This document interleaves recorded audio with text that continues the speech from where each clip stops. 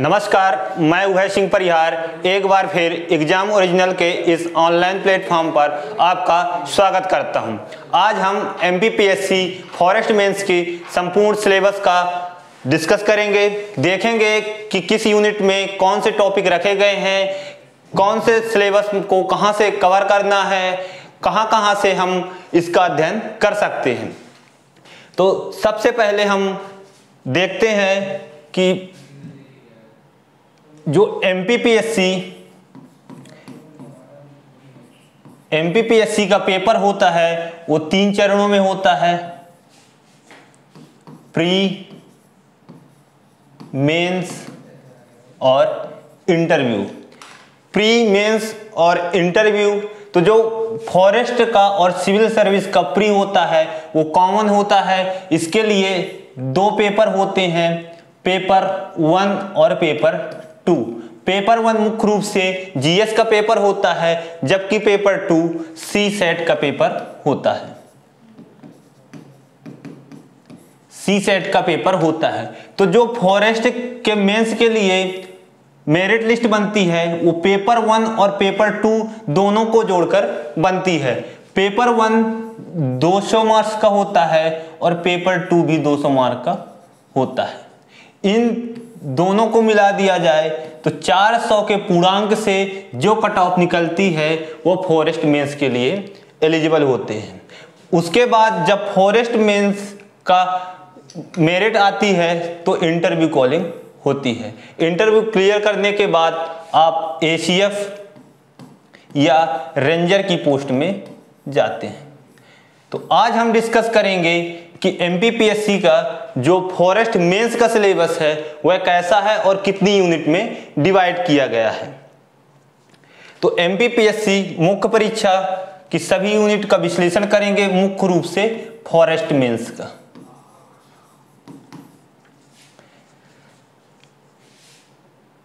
जैसे कि इसमें जो पेपर होता है वो एक ही पेपर होता है, मात्र एक पेपर 3 घंटे का होता है और वह 2 पार्ट में डिवाइड रहता है, पार्ट ए और पार्ट बी में। पार्ट ए में वही सिलेबस को समाहित किया गया है जो MPPSC के प्री का सिलेबस होता है।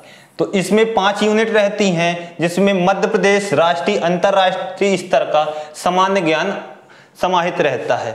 और जो सेकेंड पार्ट रहता है उसमें फॉरेस्ट्री और सामान्य विज्ञान समाहित रहती है। यह 300 अंक का टॉपिक रहता है। इसमें 300 अंक जो रहते हैं वो 100 क्वेश्चन में डिवाइड रहते हैं। प्रत्येक क्वेश्चन 3 मार्क्स का रहता है और इसमें 50 क्वेश्चन रहते हैं, वो भी प्रत्येक 3-3 अंक के रहते हैं। तो इस प्रकार हमारा यह पूर्णांक मिलके 450 का हो जाता है। 450 अंक का फॉरेस्ट मेंस होता है। जो राज्य वन सेवा मुख्य परीक्षा होती है वो 450 अंक की होती है। इस वर्ष पहली बार इसमें माइनस मार्किंग को इंक्लूड किया गया है। माइनस मार्किंग, इसमें 1/3 माइनस मार्किंग रहती है, अर्थात यदि आप 3 क्वेश्चन गलत करते हैं तो उनमें से आपका एक सही क्वेश्चन डिलीट हो जाएगा या उसके अंक घटा दिए जाएंगे। और प्रत्येक खंड आ हो या खंड बा हो उसमें 40% अंक प्राप्त करने पड़ते हैं। और जो मुख्य परीक्षा के बाद का चरण होता है वो साक्षात्कार होता है, और इसमें जो साक्षात्कार होता है वो बहुत कम अंकों का होता है, मात्र 50 अंक का ही इसमें साक्षात्कार होता है। तो फॉरेस्ट मेंस में मुख्य रूप से मेंस का ही फोकस किया जाता है कि मेंस में यदि आपके अच्छे अंक आ जाते हैं, 450 में यदि आप अच्छे अंक ले आते हैं तो साक्षात्कार का उतना रोल नहीं होता है। नेक्स्ट सिलेबस देखते हैं। तो यह हो गया सिलेबस और उसकी प्रोसेस। तो राज्य वन सेवा मुख्य परीक्षा का सिलेबस जब खंड आ की बात करते हैं तो वो है 5 यूनिट में डिवाइड रहते हैं। तो पहले यूनिट है मध्य प्रदेश का इतिहास, संस्कृति एवं साहित्य। यह हम प्री में पढ़ते हैं। और वही सब पढ़ना पड़ता है जो मध्य प्रदेश की सामान्यता बुक होती हैं या एग्जाम ओरिजिनल के जो नोट्स रहते हैं, यह सब टॉपिक मिल जाएंगे उसमें। नेक्स्ट यूनिट है मध्य प्रदेश का भूगोल। तो मध्य प्रदेश की मतलब एमपी जीके की 3 यूनिट रहेगी, एमपी जीके की 3 यूनिट रहेंगी, यूनिट 1, यूनिट 2 और यूनिट 3। यह 3 यूनिट एमपी जीके की रहेगी और ये तीनों यूनिट एमपीपीएससी प्री में समाहित रहती हैं। नेक्स्ट है मध्य प्रदेश का राजनीति और अर्थशास्त्र। तो जो प्री की 3 यूनिट रहती हैं, यूनिट 1, यूनिट 3 और यूनिट 5, ये तीनों यूनिट एमपीपीएससी के फॉरेस्ट मेंस सिलेबस का जो पहला पार्ट रहता है उसमें भी रहती हैं। इसलिए यदि आपको फॉरेस्ट मेंस देना है तो इन तीनों यूनिट को अच्छे से कवर करना पड़ेगा। और एमपीपीएससी का फॉरेस्ट वही लोग दे सकते हैं जिनका बैकग्राउंड साइंस रहता है, जिनका बैकग्राउंड साइंस रहता है। नेक्स्ट है करंट अफेयर। तो इसमें राष्ट्रीय, अंतरराष्ट्रीय और मध्य प्रदेश लेवल का करंट अफेयर आता है। जो प्री की 8वीं यूनिट रहती है वो भी करंट अफेयर की रहती है और अंतिम जो यूनिट रहती है वो सूचना और संचार प्रौद्योगिकी की रहती है, इंफॉर्मेशन कम्युनिकेशन टेक्नोलॉजी की रहती है और यह प्री की 9th यूनिट रहती है। तो जो पार्ट ए रहता है फॉरेस्ट मेंस का वो मुख्य रूप से प्री को ही दोबारा दे दिया जाता है और यह 50 अंक का रहता है। प्रत्येक क्वेश्चन 3 अंक के रहते हैं। तो ये 50 क्वेश्चन 3 अंक के होने के कारण 150 का पूर्णांक हो जाता है पार्ट ए का। मुख्य रूप से हम पार्ट बी को डिस्कस करेंगे। पार्ट बी फॉरेस्ट्री और सामान्य विज्ञान से होती है। जो फॉरेस्ट्री है यह एमपीपीएससी 2020 में जो नया सिलेबस ऐड हुआ था उसमें जोड़ी गई थी। इससे पहले फॉरेस्ट्री नहीं हुआ करती थी। तो जो फॉरेस्ट्री के क्वेश्चन रहेंगे वह सामान्य रहेंगे, जो अदर स्टेट पीएससी के फॉरेस्ट में आते हैं उनसे रिलेट करके पूछे जाते हैं और जो सामान्य विज्ञान के क्वेश्चन रहेंगे वो थोड़ा सा डीप में रहेंगे। इसलिए हमको यहाँ पे जो साइंस पढ़नी पड़ती है वो डिटेल में साइंस पढ़नी पड़ती है। तो देखते हैं कि पहली यूनिट का सिलेबस क्या है। तो पहली यूनिट का सिलेबस है फॉरेस्ट एवं फॉरेस्ट्री। एमपीपीएससी फॉरेस्ट में जो हिंदी से यह मेंस देना चाहते हैं तो उनके लिए बता दूं कि इंग्लिश में भी कमांड करना जरूरी है। यदि आपको फॉरेस्ट्री और बायोलॉजी सब्जेक्ट को स्ट्रॉन्ग करना है तो आपको इंग्लिश जरूर कवर करनी पड़ेगी। नेक्स्ट है कि फॉरेस्ट और फॉरेस्ट्री की जो पहली यूनिट है उसमें क्या पढ़ते हैं। तो जितनी भी टर्मिनोलॉजी आएंगी उनकी डिफिनीशन और मुख्यतः टर्मिनोलॉजी पर कमांड करते हैं। प्रत्येक यूनिट की यदि टर्मिनोलॉजी हमसे अच्छे से आने लगती हैं तो फॉरेस्ट्री हमारी स्ट्रांग हो जाती है। उसके बाद वनों का इतिहास और उसकी पृष्ठभूमि कि प्राचीन काल में विष्णु पुराण में वनों का क्या उल्लेख है, मौर्य डायनेस्टी के समय वन कैसे हुआ करते थे या अंग्रेजों के समय कैसे हुआ करते थे, पहला रेंजर कब अपॉइंट हुआ था, वन विभाग कब बना था, वन आयोग कब बना था, वन नीतियां, वन एक्ट, इनकी जो हिस्ट्री रहती है उसकी क्रोनोलॉजी मुख्य रूप से यहाँ पे समझते हैं। उसके बाद फॉरेस्ट्री के उद्देश्य, फॉरेस्ट की भूमिका, उत्पादकता, संरक्षण, विकास के बारे में पढ़ते हैं। तो देखने में तो यह ऐसा लगेगा जो सिविल सर्विस का मेंस का सिलेबस होता है तो डिटेल में लिखना हो इस प्रकार का सिलेबस दिखाई देगा, लेकिन इसमें मुख्य रूप से फैक्ट का अध्ययन किया जाता है। जितने ज़्यादा आपके फैक्ट स्ट्रांग हो जाएंगे कंसेप्ट वाइज तो उतनी ही फॉरेस्ट्री आपकी अच्छी हो जाएगी। नेक्स्ट है भारत एवं मध्य प्रदेश में वन का आवरण। तो जो पहली यूनिट रहती है तो मुख्य रूप से ISFR जो 2021 या 2019 की रिपोर्ट उससे बनाई जाती है। तो इसके अंतर्गत forest cover, tree cover, recorded forest ये सभी आ जाते हैं। इसके अंतर्गत कार्बन पूल, बायोमास और वनों का वर्गीकरण सब इस रिपोर्ट में मिल जाता है। तो जो 2021 की ISFR रिपोर्ट है तो तो उसको अच्छे से अध्ययन करेंगे। जैसा कि हम प्री में इसको अध्ययन करते हैं उस प्रकार ना करके थोड़ा सा डिटेल में अध्ययन करेंगे। ISFR मुख्य रूप से 70 से 80 पेज की रिपोर्ट रहती है, उसके प्रत्येक पेज को हम डिटेल में अध्ययन करेंगे। नेक्स्ट टॉपिक है इसमें भारत एवं मध्य प्रदेश में वनों का प्रकार। तो जो मुख्य रूप से हम प्रशासनिक रूप से वनों का वर्गीकरण पढ़ते हैं, जलवायु के आधार पर वनों का वर्गीकरण पढ़ते हैं और नीतियों के आधार पर वनों का वर्गीकरण पढ़ते हैं, तो वो सभी यहाँ पे डिस्कस किए जाएंगे। और जो सबसे ज्यादा मान्य रूप से है चैंपियन और सेठ का वर्गीकरण, जो मुख्य रूप से वनों को 5 मेजर ग्रुप में, 16 सब मेजर ग्रुप में और 221 सब ग्रुप में डिवाइड किया गया है। तो इतने प्रकार के वनों का हम अध्ययन करेंगे।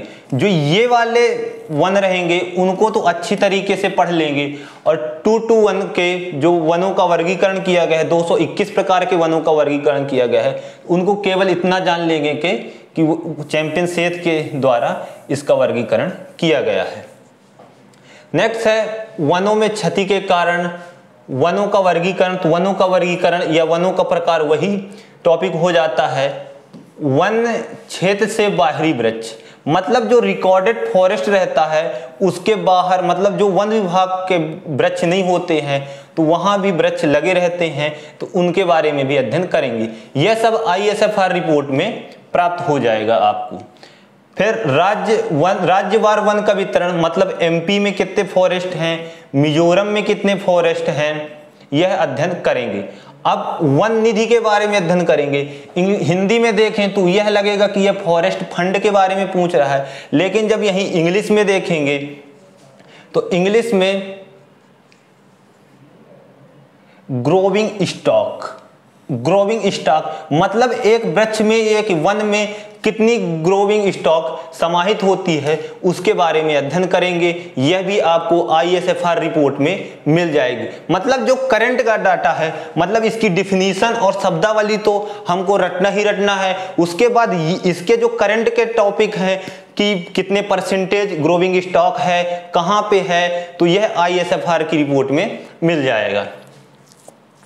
उसके बाद वन वृक्ष की और वन वर्धन के बारे में पढ़ेंगे, मतलब सिल्वीकल्चर और सिल्विक्स के बारे में पढ़ेंगे। मतलब एक वृक्ष के जितनी भी टर्मिनोलॉजी हैं, उसके तने को क्या कहते हैं, पत्तियों को क्या कहते हैं, शाखाओं को क्या कहते हैं, ठीक, और ये कैसे उगते हैं, नर्सरी, ये सब वृक्ष वानिकी के अंतर्गत पढ़ेंगे या वन वृक्ष की और वन वर्धन के अंतर्गत पढ़ेंगे। यदि इंग्लिश में देखें तो इसको सिल्विक्स और सिल्वीकल्चर कहते हैं। इसलिए आपको हिंदी और इंग्लिश दोनों में कमांड बना के चलनी पड़ती है यदि आपको फॉरेस्ट्री को मजबूत करना है। नेक्स्ट है वनों का पुनरुद्भवन, ठीक ना। तो वनों का पुनरुद्भवन पढ़ेंगे, मतलब फॉरेस्ट रीजनरेशन का अध्ययन करेंगे। वाणिज्यिक रूप से जो वृक्ष उपयोगी रहते हैं उनके वैज्ञानिक नाम और प्रजातियों के नाम पढ़ेंगे। इसमें कुछ वृक्ष दिए हुए हैं जैसे सागौन, शीशम, साल, बाबुल, हर्रा, बहेड़ा, आंवला, तेंदुपत्ता, पलाश, अर्जुन, खैर, महुआ। तो इनके साइंटिफिक नाम, जैसे कि 2020 का जो फॉरेस्ट का मेंस हुआ था उसमें सागौन, साल और खैर के वनस्पतिक नाम पूछ लिए गए थे। तो जैसे सागौन का टेक्टोना ग्रैंडिस है, साल का सोरिया रवस्था है, खैर का अकेसिया कटेचू है, महुआ का मधुका इंडिका है। तो इनके बारे में मुख्य रूप से अध्ययन करेंगे। अब जैसे जो वृक्षों के नाम यहाँ पे नहीं दिए हुए हैं और वो हमारे टॉपिक में आते हैं तो उनका भी अध्ययन करेंगे। जैसे यहाँ पे बांस नहीं दिया हुआ है तो बांस की बहुत सारी प्रजातियां होती हैं, तो उनका भी अध्ययन करते हैं और बांस के साइंटिफिक नेम का भी अध्ययन करते हैं कि इसको डेंडोकैलमस कहा जाता है।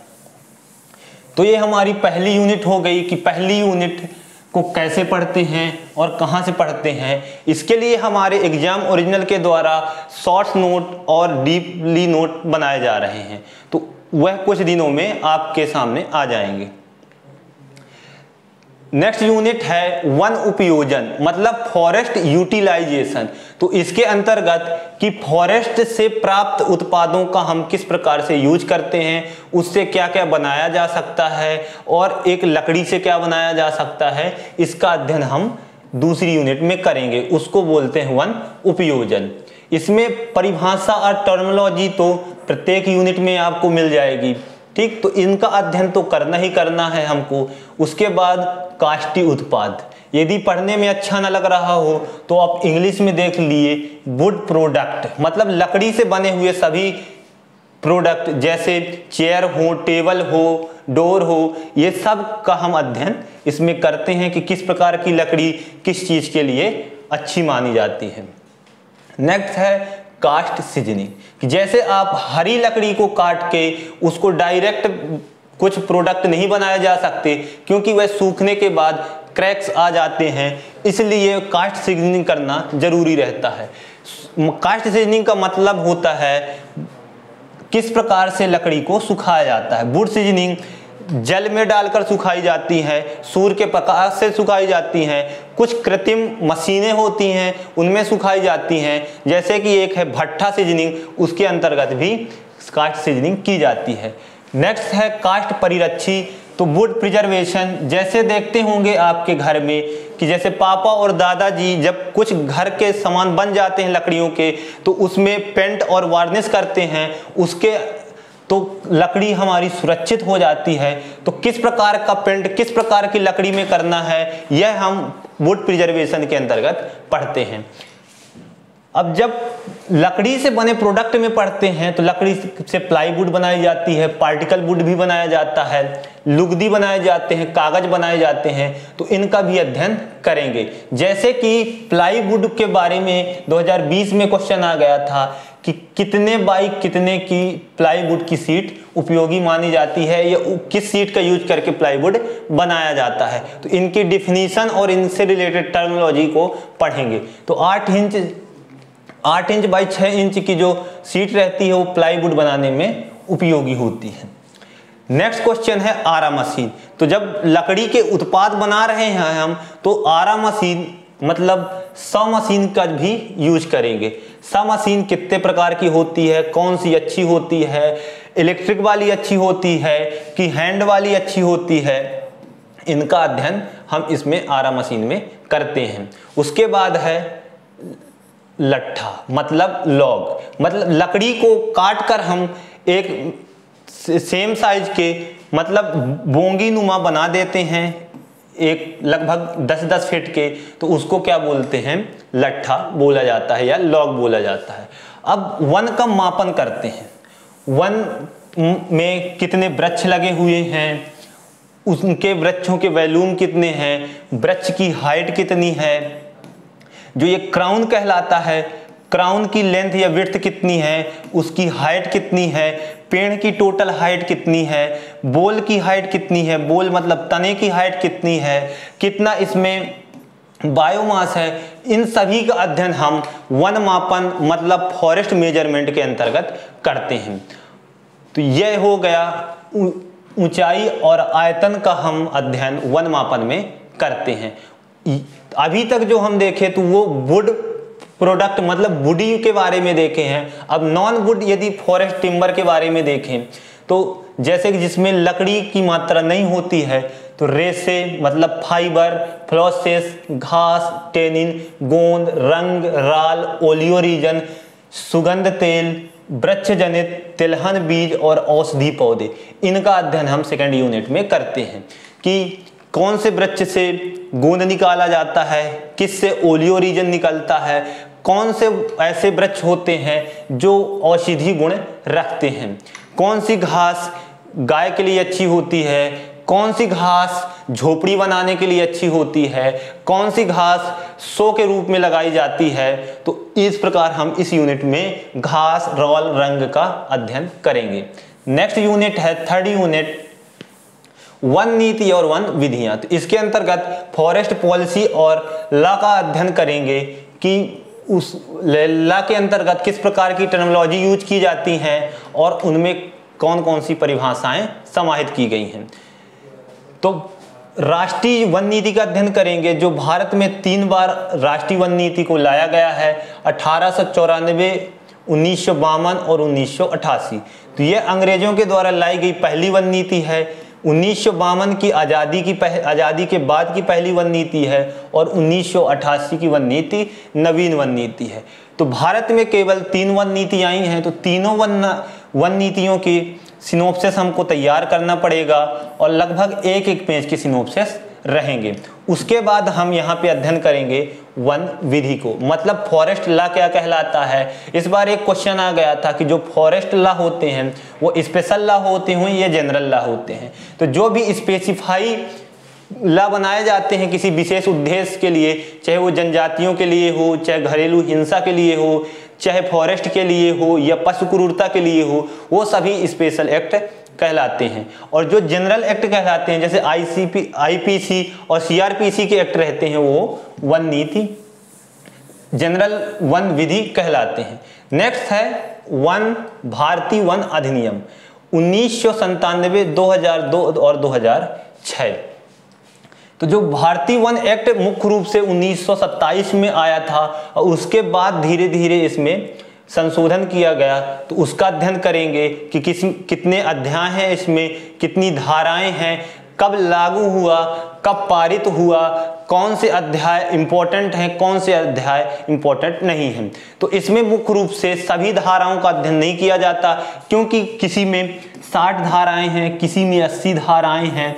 तो यदि हम सभी धाराओं का अध्ययन करने लगेंगे तो और जो सिलेबस है उसका अध्ययन नहीं कर पाएंगे। इसलिए इन सभी धाराओं एक्ट में मेन धारा का अध्ययन करते हैं। लेकिन जो अध्याय होते हैं तो हम सभी अध्यायों का अध्ययन करते हैं और उनको याद रखते हैं। तो अध्याय हमको सभी याद करके रखना है, लेकिन जो धाराएं हैं वो इंपॉर्टेंट धाराएं याद करके रखना है। तो ये हो गया। उसके बाद वन नीतियों की तुलना। अब जो तीनों फॉरेस्ट पॉलिसी आई हैं उनका तुलनात्मक रूप से अध्ययन करेंगे। तो अलग अलग से जब पढ़ते हैं तो उतना दिमाग में नहीं रख पाता, लेकिन जब हम तुलनात्मक रूप से किसी चीज का अध्ययन करते हैं तो वह अच्छे से याद हो जाता है। वन्य जीव संरक्षण अधिनियम 1972 में जो वन्य जीव संरक्षण अधिनियम आया था उसका अध्ययन करेंगे कि इसमें कितनी अनुसूचियां हैं और यह किससे रिलेटेड है। कितनी अनुसूची है, मतलब इसमें जो 6 अनुसूची दी गई हैं तो उनका अध्ययन करेंगे कि प्रत्येक अनुसूची में क्या है, इंपॉर्टेंट धारा और इंपॉर्टेंट अध्याय का अध्ययन करेंगे।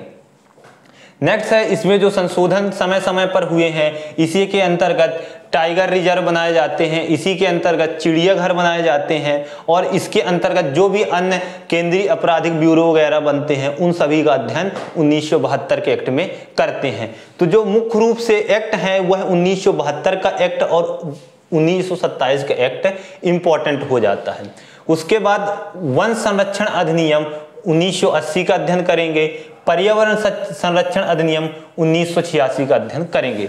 मतलब हम 1927 के एक्ट का, 1980 के एक्ट का, 1972 के एक्ट का, 1986 का एक्ट का अध्ययन करेंगे। और जो जैव विविधता एक्ट 2002 में आया था तो उसका अध्ययन भी करेंगे। प्रत्येक 2020 के जो मेंस का पेपर हुआ था उसमें प्रत्येक एक्ट से एक न एक क्वेश्चन रखा गया था, क्योंकि मान के चलते हैं कि प्रत्येक यूनिट से 10 क्वेश्चन जरूर से जरूर आएंगे। तो यदि हम एक एक एक्ट को भी देख ले तो सभी से रखने पर 10 क्वेश्चन हो जाते हैं और ये 10 क्वेश्चन मुख्य रूप से 30 अंक के होंगे। तो इस प्रकार प्रत्येक यूनिट 30-30 अंक की रहती है, तब जाके यह पार्ट बी 300 अंक का कहलाता है। फिर 2006 में आदिवासियों के लिए वन अधिकार अधिनियम बनाए गए थे। जनजातियों को जो अधिकार दिए गए थे उनके बारे में अध्ययन करेंगे। भारतीय वन अधिनियम 2019। अब 2019 का अलग से एक्ट ना पढ़ के हम जो 1927 का एक्ट है उसी में जो संशोधन 2019 में हुआ था उसका अध्ययन करेंगे कि संशोधन में मुख्य रूप से क्या किया गया था। तो संशोधन में बांस को वृक्ष से हटाकर घास की श्रेणी में रख दिया गया था, तो इसका अध्ययन करेंगे। और नेक्स्ट देखते हैं, तो इसमें बांस उत्पाद के बारे में अध्ययन करेंगे और संयुक्त वन प्रबंधन का अध्ययन करेंगे। बांस का उत्पाद कि बांस की वनस्पतिक नाम क्या होती है, सबसे ज़्यादा बांस कहाँ पाया जाता है, जो नॉर्थ ईस्ट में बांस पाया जाता है वो कौन सी प्रजाति का होता है, और जो साउथ इंडिया में बांस पाया जाता है वो किस प्रजाति का होता है। जॉइंट फॉरेस्ट मैनेजमेंट के बारे में पढ़ेंगे, JFM के बारे में भी पढ़ेंगे, संयुक्त वन प्रबंधन के किस प्रकार लोगों के द्वारा वन विभाग के साथ मिलकर वन प्रबंधन किया जाता है। सामाजिक वानिकी और कृषि वानिकी का अध्ययन करेंगे और इसके लिए जो नीति बनाई गई थी 2014 में, फरवरी 2014 में जो नीति बनाई गई थी, तो उसका भी अध्ययन हम डिटेल में करेंगे। प्रक्षेत्र वानिकी का अध्ययन करेंगे हम, प्रक्षेत्र वानिकी का अध्ययन करेंगे और मध्य प्रदेश लोक वानिकी जो एक्ट बनाया गया था 2001 में, उसका भी अध्ययन करेंगे। इस प्रकार हम इकाई 3 में मुख्य रूप से पॉलिसी और लॉ का अध्ययन करेंगे, लेकिन जो हमारे एक्ट रहेंगे वो ऊपरी ज्ञान के आधार पर रहेंगे, मतलब धाराओं को डिटेल में ना पढ़ के सामान्य ज्ञान के लेवल में पढ़ना है। और मुख्य रूप से जो प्रीवियस ईयर के क्वेश्चन रहेंगे, जो प्रीवियस ईयर के क्वेश्चन रहेंगे उनका अवलोकन जरूर से जरूर करेंगे। यदि आप मेरे पुराने वीडियो को देखेंगे तो जो 2020 के क्वेश्चन है MPPSC फॉरेस्ट मेंस का, उसका डिटेल डिस्कशन कराया गया है। 150 क्वेश्चन को 2 पार्ट में डिवाइड करके बनाया गया है। पहले 75 क्वेश्चन पार्ट ए में समाहित हैं और जो 75 क्वेश्चन हैं पार्ट बी में, लगभग 1-1 घंटे के दोनों वीडियो हैं, तो उनका अध्ययन जरूर कर लीजिए, उनको जरूर वॉच कर लीजिए, ताकि आपको इनके ट्रेंड पता चल जाए कि कौन से क्वेश्चन कहाँ से आते हैं। नेक्स्ट यूनिट में चलते हैं, तो वन रक्षण अधिनियम, बहुत गर्मी है आज, तो इकाई 4 में फॉरेस्ट प्रोटेक्शन के बारे में हम पढ़ते हैं। तो जितनी भी इसकी टर्मिनोलॉजी रहेंगी उनका अध्ययन करेंगे और फॉरेस्ट को जो जो नुकसान पहुंचाते हैं, चाहे वन, पशु, कीट, पौधे, पर्यावरणीय घटक, उन सभी का अध्ययन करेंगे।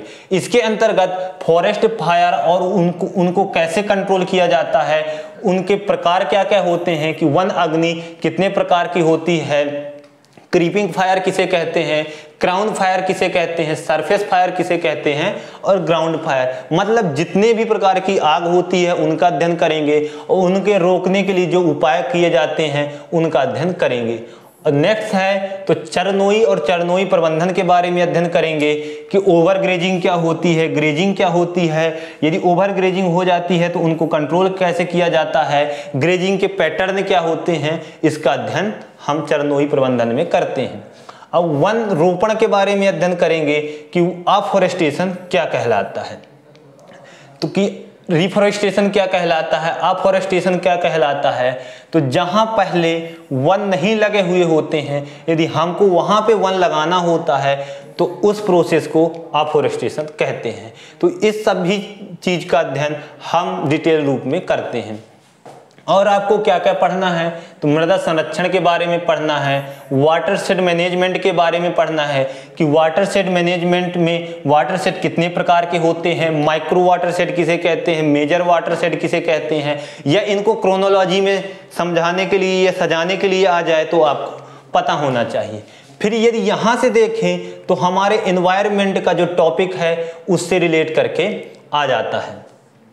तो इसमें ग्लोबल वार्मिंग मतलब भूमंडलीय तापन के बारे में, जलवायु परिवर्तन के बारे में, कार्बन पूल के बारे में, यह मुख्य रूप से ISFR की जो रिपोर्ट है तो उसमें आपको मिल जाएगा। तो कार्बन पूल के बारे में अध्ययन करेंगे, मृदा एवं जल संरक्षण के बारे में करेंगे कि सबसे सस्ती तकनीकी कौन सी है जल संरक्षण की, सबसे महंगी तकनीकी कौन सी है, ज़्यादा यूज कौन सी की जाती है, उसमें वनों की क्या भूमिका होती है, इन सभी का अध्ययन करेंगे। नेशनल पार्क का अध्ययन करते हैं, सेंचुरी का अध्ययन करते हैं और फॉरेस्ट गणना की जाती है। फॉरेस्ट मैनेजमेंट का अध्ययन करते हैं कि फॉरेस्ट मैनेजमेंट में हम जो प्रशासन फॉरेस्ट से रिलेटेड जो प्रशासन रहता है तो उसका अध्ययन करते हैं कि जो फॉरेस्टर रहते हैं उनके ऊपर क्या रहते हैं, एसीएफ के ऊपर क्या रहते हैं, ठीक ना। तो सभी हम इनका अध्ययन करेंगे कि डीएफओ किस लेवल में रहता है, रेंजर किस लेवल में रहता है, सीसीएफ किस लेवल में रहता है और सीएफओ किस लेवल में रहता है। इन सभी चीज़ों का अध्ययन हम यहाँ पे करेंगे, किसमें, फॉरेस्ट मैनेजमेंट में। संरक्षित वन के बारे में देखेंगे और बायोस्फीयर रिजर्व के बारे में देखेंगे, कितने बायोस्फीयर रिजर्व मध्य प्रदेश में हैं और कितने बायोस्फीयर रिजर्व भारत में हैं। तो इस प्रकार हमारी चौथी यूनिट में मुख्य रूप से एनवायरनमेंट और फॉरेस्ट प्रोटेक्शन को समाहित किया गया है। नेक्स्ट देखते हैं, पांचवी यूनिट देखते हैं। तो पांचवी यूनिट फॉरेस्ट के प्री से रिलेटेड रहती है, जो इसमें मध्य प्रदेश की जनजातियों के बारे में अध्ययन किया जाता है। लेकिन इसमें थोड़ा सा डिटेल में पढ़ते हैं कि जनजातियों की भूमिका किस प्रकार वन के रक्षण के लिए रहती है और जनजातियों के लिए जो शासन की कल्याणकारी योजनाएं, चाहे शासन के द्वारा शिक्षा के क्षेत्र में या कृषि के क्षेत्र में या स्वास्थ्य के क्षेत्र में जनजातियों के लिए चलाई जाती हैं, तो उनके बारे में अध्ययन करेंगे। जैसे कि म्यूजियम के बारे में अध्ययन करेंगे कि बादल भोई जो जनजाति संग्रहालय है वह कहाँ है, जनजाति आयोग कहाँ है और जनजाति संस्थान और जो मध्य प्रदेश में है उनके बारे में अध्ययन करेंगे। तो मध्य प्रदेश में जितनी भी जनजातियां हैं उन सभी का अध्ययन करेंगे, लेकिन मुख्य रूप से जो यहाँ पर दी हुई हैं उनका अध्ययन हम डिटेल में करेंगे।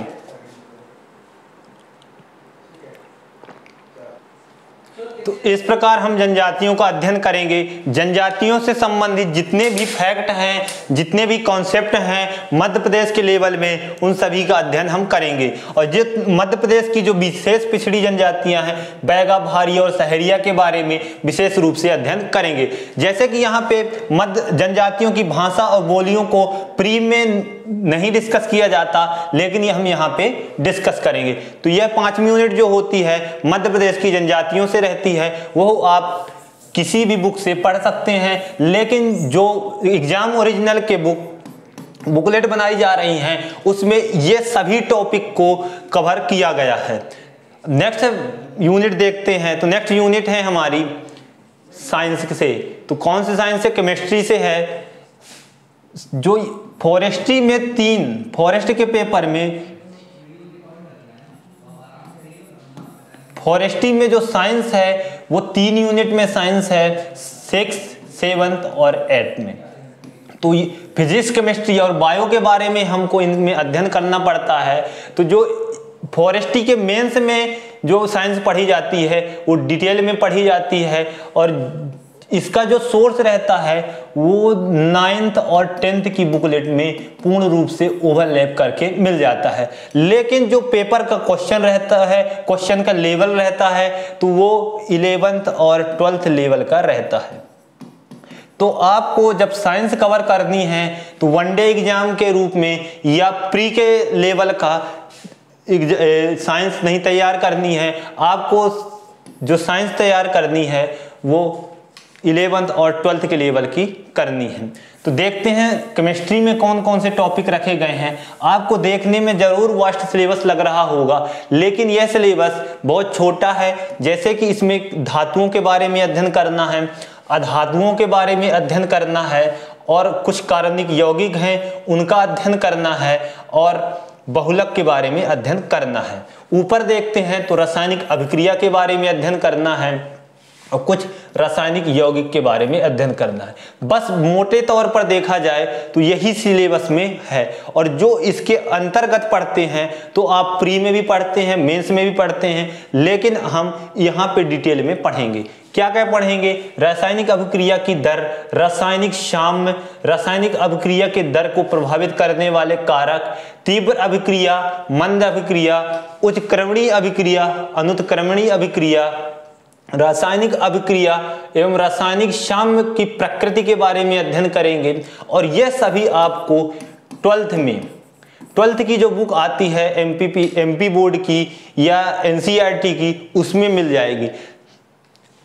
अम्ल और क्षार का अध्ययन करेंगे, पीएच पैमाने का अध्ययन करेंगे। इसके जो अंकित प्रश्न रहते हैं कि यदि NaCl का पूछ लिया जाए या NOH का पूछ लिया जाए तो सभी के आपको pH मान पता होने चाहिए। जैसे NaCl का लगभग 7 रहता है और NaOH का कितना रहता है निकालते भी आना चाहिए, लॉग फार्मूले से उनका अध्ययन किया जाता है। आगे देखते हैं तो ऊष्माक्षेपी और ऊष्माशोषी अभिक्रिया के बारे में पढ़ते हैं। बनाने की विधियां कि किस प्रकार से जल बनता है, किस प्रकार से धावन सोडा बनता है, खाने का सोडा किस प्रकार बनता है, इनके यूज क्या रहते हैं, उन सभी का अध्ययन किया जाता है। और भवन निर्माण की जो सामग्रियां हैं चूना, सीमेंट, कांच और इस्पात, इनका भी अध्ययन डिटेल रूप में करते हैं कि इनको किस प्रकार बनाया जाता है, इनमें एलिमेंट का और धात्विक चीजों का किस प्रकार संयोजन किया जाता है, यह सभी अध्ययन हम करते हैं। आवर्त सारणी में धातुओं की स्थिति, आवर्त सारणी में अधातुओं की स्थिति के बारे में जानेंगे। उसके बाद खनिज के बारे में जानेंगे, कौन से खनिज अच्छे होते हैं, अयस्क और खनिज में क्या अंतर होता है, इनके सांद्रण, अयस्कों का सांद्रण, निस्तापन, भर्जन और प्रगलन में क्या अंतर होता है। इसमें देखेंगे निस्तापन वायु की उपस्थिति में होता है कि वायु के अनुपस्थित में होता है, इसका अध्ययन करेंगे। और जो मुख्य रूप से 2 धातुएं हैं कॉपर और आयरन, तो इनके धातु कर्म के या इनका निष्कर्षण मुख्य रूप से पढ़ते हैं। Cu और Fe का अध्ययन करते हैं कि वात्या भट्टी से किस टेम्परेचर में आयरन बनाया जाता है, किस समीकरण का यूज करके कॉपर का निष्कर्षण होता है। मिश्र धातुओं के बारे में पढ़ेंगे कि जैसे 2020 में आया था कि जर्मन सिल्वर में कौन कौन सी धातुओं को मिलाया गया है, तो उनका अध्ययन हम 6वीं यूनिट में करते हैं। तो इस प्रकार से केमिस्ट्री में मुख्य रूप से जो जनरल है बहुलक, पॉलीथीन, पॉलीविनाइल क्लोराइड, टेफ्लॉन, साबुन और अपमार्जक, इनका अध्ययन करेंगे। और जो मुख्य रूप से बनाने की विधियां हैं तो एल्कोहल और एसिटिक अम्ल बनाने की विधियां, नाइट्रोजन, हाइड्रोजन और ऑक्सीजन बनाने की प्रयोगशाला विधि, इनको बनाने के बारे में भी पढ़ते हैं। तो आप हल्के में ना लेते हुए इनको आप डिटेल में पढ़ेंगे जिससे कि आपका फॉरेस्ट का मेंस निकल जाए। तो ये हो गए हमारे केमिस्ट्री का सिलेबस। नेक्स्ट देखते हैं तो फिजिक्स का सिलेबस होता है। तो फिजिक्स के सिलेबस में आपको देखेंगे कि यह तो पैराग्राफ में है और बहुत वास्ट सिलेबस है, लेकिन इसमें मुख्य रूप से 4 टॉपिक को समाहित किया गया है। एनर्जी वाले टॉपिक को समाहित किया गया है, प्रकाश वाले टॉपिक को समाहित किया गया है, विद्युत वाले टॉपिक को समाहित किया गया है और चुंबक वाले टॉपिक को समाहित किया गया है। तो यही 4 टॉपिक मुख्य रूप से फिजिक्स में समाहित किए गए हैं। कुछ इसमें न्यूमेरिकल क्वेश्चन भी आते हैं जो 2020 में पुराने ट्रेंड के अनुसार तो बिल्कुल नहीं आए थे। तो डिटेल में थोड़ा सा हमको न्यूमेरिकल भी सॉल्व करते जाना है कि किस प्रकार हम समांतर क्रम श्रेणी में लगा के रेजिस्टेंस निकालते हैं, श्रेणी क्रम संयोजन में किस प्रकार रेजिस्टेंस निकालते हैं, यदि हम ओम के नियम के जो फार्मूले होता है उसका यूज करके कैसे हम न्यूमेरिकल सॉल्व करते हैं, तो न्यूमेरिकल का भी अध्ययन हम करते हैं। और इसमें सिलेबस वही है जो हम फिजिक्स के अंतर्गत पढ़ते हैं। प्री हो या मेंस हो, इस सभी में यही सिलेबस हम पढ़ते हैं, लेकिन उसमें केवल ऊर्जा, प्रकाश और यह सभी लिखा रहता है और उसी का डिस्क्राइब करके यहाँ पे लिख दिया गया है। और यहाँ पे अलग से क्या पढ़ना है, तो गैसों में विद्युत का विसर्जन नलिका, कैथोड किरणों, एक्स किरणों के बारे में अध्ययन करना है। और जो विद्युत धारा का चुंबकीय प्रभाव रहता है ऑस्टेट के द्वारा दिया गया है, तो ऑस्टेट प्रयोग का भी अध्ययन करना है। और आप देखेंगे कि जो मेंस सिविल सर्विस का मेंस है उसमें भी कुछ सेलों को इंक्लूड किया गया है, तो यहाँ पे भी कुछ सेल का अध्ययन करते हैं। तो जितने भी सेल यहाँ पे दिए हुए हैं उन्हीं सेल का अध्ययन हम यहाँ पे करेंगे। कौन कौन से सेल, लेखलांसी सेल, शुष्क सेल, सीसा संचायक सेल का अध्ययन हम करते हैं। तो यह हो गया हमारे फिजिक्स का सिलेबस। नेक्स्ट सिलेबस है जीव विज्ञान। तो जीव विज्ञान मुख्य रूप से हम बाइलिंगुअल पढ़ते हैं, क्योंकि इसके जो क्वेश्चन जब आते हैं तो हिंदी में कम और इंग्लिश में ज़्यादा आते हैं, इसलिए प्रत्येक स्टूडेंट को चाहिए कि वह इंग्लिश में कमांड बनाते हुए बायो को पढ़े। तो इसमें भी ज़्यादा सिलेबस ना हो के उसी सिलेबस को डिस्क्राइब करके लिख दिया गया है। जैसे एक है पोषण वाला टॉपिक, तो जैसे जंतुओं में पोषण हो या पेड़ पौधों में पोषण हो, उनका अध्ययन हम करेंगे। लेकिन ये जो सिलेबस है तो वो थोड़ा सा डिटेल में अध्ययन करेंगे कि जैसे आप प्रकाश संश्लेषण पढ़ते हैं तो ऊपरी ज्ञान के थ्रू प्री तो निकल जाता है, लेकिन जब मेंस पढ़ते हैं तो आपको पता चलेगा कि जो प्रकाश संश्लेषण है उसमें भी प्रकार होते हैं। प्रकाश रासायनिक अभिक्रिया में प्रकाश की उपस्थिति में भी कुछ होता है, प्रकाश की अनुपस्थिति में भी प्रकाश संश्लेषण होता है। तो किसको क्या कहते हैं, इसका अध्ययन हम इसमें करते हैं। श्वसन के बारे में अध्ययन करेंगे, रुधिर के बारे में अध्ययन करेंगे, परिवहन के बारे में अध्ययन करेंगे, उत्सर्जन के बारे में अध्ययन करेंगे, नियंत्रक एवं समन्वय के बारे में अध्ययन करते हैं, और जो ग्रंथियां रहेंगे हार्मोन्स वगैरह इनका अध्ययन करते हैं, प्रजनन का अध्ययन करते हैं इसमें, और आनुवांशिकी एवं विकास का अध्ययन करते हैं। तो ज़्यादा टॉपिक नहीं है, जो प्री में जो टॉपिक पढ़े जाते हैं उन्हीं टॉपिक को यहाँ पे रख दिया गया है और उन्हीं को डिस्क्राइब करके लिख दिया गया है। तो इसमें जो मुख्य रूप से अलग है तो कोशिका जीव अमीबा और बहुकोश की जीव, एक कोश की जीव अमीबा और बहुकोश की जीव टिड्डे के बारे में अलग से अध्ययन करेंगे। यदि आप 10th क्लास की जो एमपी बोर्ड की जो पहले साइंस की बुक आती थी उसमें देखेंगे तो ये टू द पॉइंट, ये टू द टॉपिक, यही सिलेबस मिल जाएगा आपको। लेकिन उसकी डेप्थ 10th के पेपर के हिसाब से न रह के 11th और 12th के पेपर के अनुसार रहती है। तो यह जो पेपर होता है, बायो का पेपर होता है, वो थोड़ा सा नीट लेवल को टच करता है। पूर्ण रूप से नीट को तो नहीं टच करता, लेकिन नीट के जैसे क्वेश्चन आते हैं इसमें, तो उनका अध्ययन भी हम डिटेल रूप से करेंगे। बायो के बाद आ जाते हैं एनवायरनमेंट में, जो हमारी 9th यूनिट है। तो इसमें मुख्य रूप से बायोडाइवर्सिटी और उसके संरक्षण के बारे में पढ़ेंगे और पर्यावरण प्रदूषण के बारे में पढ़ेंगे।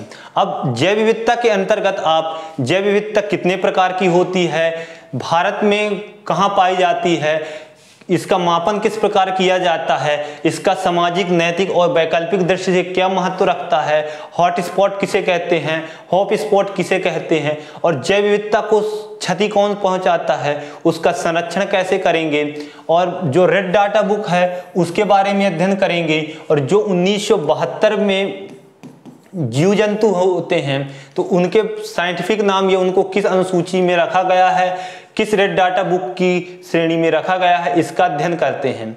इन सीटू व एक्स सीटू संरक्षण के बारे में अध्ययन करते हैं। पर्यावरण प्रदूषण को देखें तो जितने भी प्रदूषण होते हैं, चाहे जल प्रदूषण हो, वायु प्रदूषण हो, ध्वनि प्रदूषण हो, नाभिकीय तापकीय प्रदूषण हो, सभी का अध्ययन करते हैं। ठोस अपशिष्ट प्रबंधन का अध्ययन करते हैं। जैसे इस वर्ष एक क्वेश्चन आ गया था कि ठोस अपशिष्ट प्रबंधन, यही आया था कि ठोस अपशिष्ट प्रबंधन कैसे किया जाता है। तो ठोस का अपशिष्ट प्रबंधन भस्मीकारक के द्वारा या इंसिनेरेटर के द्वारा होता है। तो क्वेश्चन इंग्लिश में, हिंदी में था, लेकिन उसकी जो टर्मिनोलॉजी थी वो इंग्लिश में दी थी। भस्मीकारक को इंसिनेरेटर लिखा हुआ था। तो आपको इंग्लिश और हिंदी में दोनों में कमांड बना के चलनी पड़ेगी। नेक्स्ट है आपदा प्रबंधन, जो सिविल सर्विस के मेंस के फर्स्ट पेपर में जियोग्राफी में रहता है। भूस्खलन के बारे में, मानव जनसंख्या और पर्यावरण का क्या संबंध है इसके अंतर्गत, मतलब सेंसस से भी इसमें क्वेश्चन आते हैं। स्वास्थ्य से रिलेटेड भी क्वेश्चन इसमें मिल जाएंगे आपको। तो यह भी 10 अंक की रहती है यूनिट, 10 क्वेश्चन आते हैं, इससे 30 अंक की रहती है। तो जो प्रत्येक यूनिट रहेंगी वो 30 अंक की रहेंगी और उससे लगभग 10 क्वेश्चन आएंगे आपको। तो आपको पेपर, प्रीवियस ईयर के पेपर और सिलेबस का अध्ययन जरूर करना चाहिए। यदि आपको फॉरेस्ट्री मेंस देना है तो सिलेबस को पढ़ना जरूरी। कोई भी यदि आपको एग्जाम देना है तो सिलेबस जरूर पढ़ें।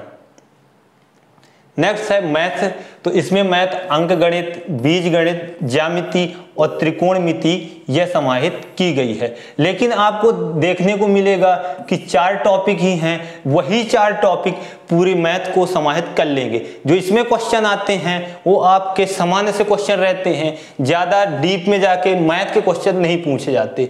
इनमें से जो 8 क्वेश्चन आएंगे वो मैथ के आएंगे और 2 क्वेश्चन लगभग रीजनिंग के क्वेश्चन रहेंगे। तो आपको यहाँ पे सभी पढ़ना पड़ेगा, एवरेज, लाभ हानि पढ़ना पड़ेगा और एवरेज पढ़ना पड़ेगा, साधारण ब्याज, चक्रवृद्धि ब्याज पढ़ना पड़ेगा। इन सभी चीज़ों का अध्ययन करते हैं। त्रिकोणमिति का अध्ययन करना पड़ेगा आपको, जितने भी प्रमेय आप 10th लेवल में पढ़े हैं उनका अध्ययन करना पड़ेगा। त्रिभुज से रिलेटेड जो क्वेश्चन रहते हैं उनका भी अध्ययन आपको 10वीं यूनिट में करना पड़ेगा।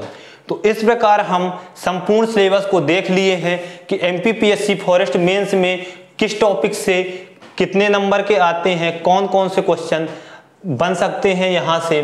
तो सबसे पहले ज़रूरी होता है कि आपको सिलेबस पता होना चाहिए। और जैसे कि 2020 के जो स्टूडेंट थे लगभग 111 पोस्टें थी और 111 पोस्टों के लिए जो मेंस देने के लिए आए थे वो 2700 स्टूडेंट थे। तो इन 2700 स्टूडेंट जो सिलेबस को कवर करने के लिए अलग अलग जगह भटकते थे। जो हमारी 10 की 10 यूनिट है वो एक जगह नहीं मिल पा रही थी। तो एग्जाम ओरिजिनल के द्वारा आपको जो पार्ट बी की 10 यूनिट हैं, तो 10 यूनिट की अलग से 10 बुकलेट बनाई जा रही हैं। मुख्य रूप से हम यहाँ पे फॉरेस्ट्री और साइंस की जो 3 यूनिट हैं उनमें ज़्यादा ध्यान दे रहे हैं। तो ये आपको फॉरेस्ट्री और साइंस की बुकलेट जल्द ही एग्जाम ओरिजिनल के द्वारा प्रोवाइड कर दी जाएंगी और कुछ ही समय बाद यूट्यूब में और एग्जाम ओरिजिनल के ऐप में फॉरेस्ट्री का फुल कोर्स दिया जाएगा। तो यदि आपको फॉरेस्ट्री और एमपीपीएससी फॉरेस्ट मेंस का सिलेबस कवर करना है तो आपको एग्जाम ओरिजिनल को सब्सक्राइब करना पड़ेगा और जो टेलीग्राम है वहां से आप चाहे करंट अफेयर हो और जितने अन्य टॉपिक हों एमपीजीके से रिलेटेड इनको पढ़ सकते हैं।